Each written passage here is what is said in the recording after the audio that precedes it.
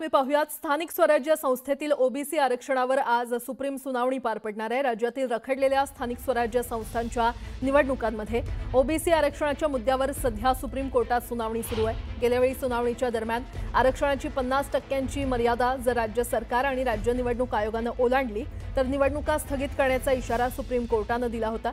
मर्यादेपेक्षा आरक्षण नगरपंचायत आणि नगरपालिकांच्या निवडणुकांमध्ये आढळून आल्यास निवडणुका स्थगित करण्याचा इशारा दिल्यानंतर सुप्रीम कोर्टाने राज्य सरकारला नोटीस बजावली होती। या याचिकेवर आज सुप्रीम कोर्टात सुनावणी होणार आहे।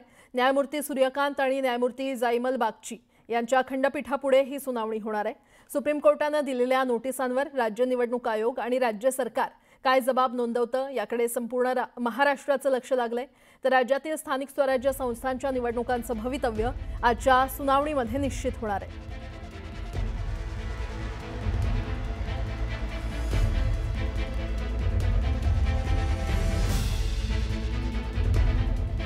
तर सुनावणी दरम्यान कोर्टाने नेमकं काय निरीक्षण नोंदवलं आपण पाहूयात।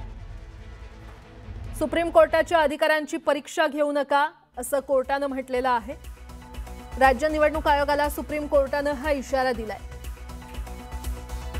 आरक्षणाची 50% मर्यादा ओलांडता येणार नसल्याचं कोर्टाने म्हटलेलं आहे। 6 मेच्या आदेशाचा विपर्यास करून मर्यादा ओलांडता येणार नाही। राज्य सरकार आणि निवडणूक आयोगाने आपली भूमिका मांडावी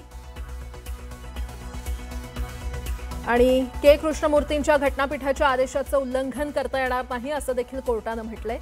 तर स्थानिक स्वराज्य संस्था निवडणुकीत 27% ओबीसी आरक्षण देताना 50%ची मर्यादा घालावी असं देखील कोर्टाने म्हटलेलं आहे। सरकारने कोर्टाच्या आदेशाच्या सोयीचा अर्थ लावून 50%हून अधिक आरक्षण दिलं।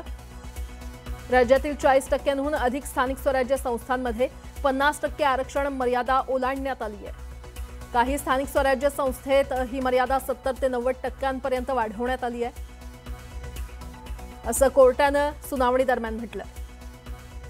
पुढची बातमी पाहूयात। मुख्यमंत्री देवेंद्र फडणवीस हे स्थानिक स्वराज्य संस्थांच्या निवडणुकीच्या प्रचाराच्या मैदानात उतरणार आहेत। मुख्यमंत्री फडणवीस यांचा प्रचार दौरा होणार आहे। मुख्यमंत्री देवेंद्र फडणवीस येत्या 30 नोव्हेंबरपर्यंत प्रचार सभा घेणार आहेत। मुख्यमंत्री दररोज 3 प्रचार सभा घेणार असल्याचं कळतंय।